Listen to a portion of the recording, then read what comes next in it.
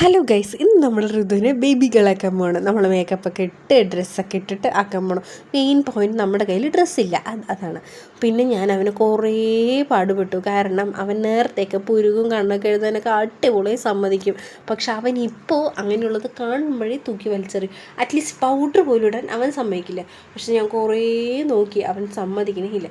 എന്നാൽ പിന്നെ ഉറങ്ങുന്ന സമയത്ത് ചെയ്ത് കൊടുക്കാൻ പറഞ്ഞാൽ എങ്ങനെയൊക്കെയോ പിടിച്ചുറക്കി. അങ്ങനെ ഉറക്കി കഴിഞ്ഞിട്ട് പുരുകം എഴുതാൻ നോക്കുമ്പോൾ ഞാൻ പെൻസിലും കൊണ്ട് എഴുതുന്നു, അവൻ സമ്മതിക്കില്ല.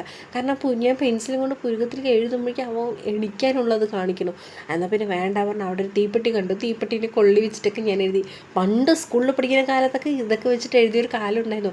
പക്ഷെ ഇപ്പോഴൊന്നും അങ്ങനെ ആരും ഉപയോഗിക്കാറില്ല. പക്ഷെ അന്നൊക്കെ ഉപയോഗിച്ചിട്ടുണ്ടായിരുന്നു ഞാനൊക്കെ. അങ്ങനെ പിന്നെ പുരുകൊക്കെ എഴുതി, പുരുകം എഴുതി. പിന്നെ കണ്ണിൻ്റെ ഉള്ളിലൊന്നും എഴുതിയില്ല, കാരണം അതിലൊക്കെ എഴുതി കഴിഞ്ഞാൽ ഉറങ്ങി എണിക്കും, പിന്നെ കാര്യങ്ങളൊന്നും നടക്കില്ല.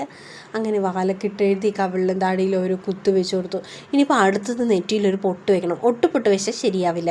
എന്നാൽ പിന്നെ കുറേ തപ്പിപ്പണ്ണ് ചാന്തിരിക്കുന്നു, എപ്പോഴോ വാങ്ങിയതാണ്. അങ്ങനെയൊന്നും ഇപ്പോൾ ഉപയോഗിക്കാറില്ല. പക്ഷെ ഉപയോഗിച്ചൊരു കാലം ഉണ്ടായിരുന്നു.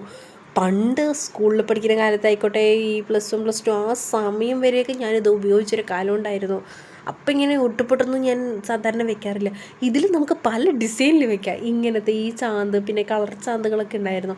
അതിലൊക്കെ നമുക്ക് പല പല ഡിസൈനിൽ വെക്കുക.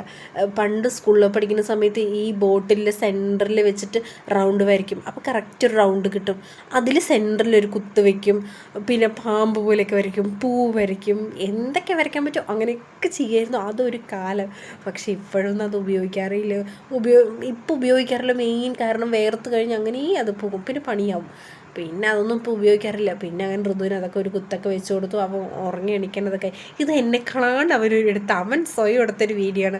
പിന്നെ കുറച്ച് ഫോട്ടോസൊക്കെ എടുത്ത് ഡ്രസ്സൊക്കെ തട്ടിക്കൂട്ടിയതാണ്. പിന്നെ ChatGPT ഉള്ളത് കൊണ്ട് ബാക്ക്ഗ്രൗണ്ട് ഫോട്ടോ ഒക്കെ ക്ലാരിറ്റി ആക്കി തരാൻ പറഞ്ഞപ്പോൾ ChatGPT സൂപ്പറാക്കി തന്നു.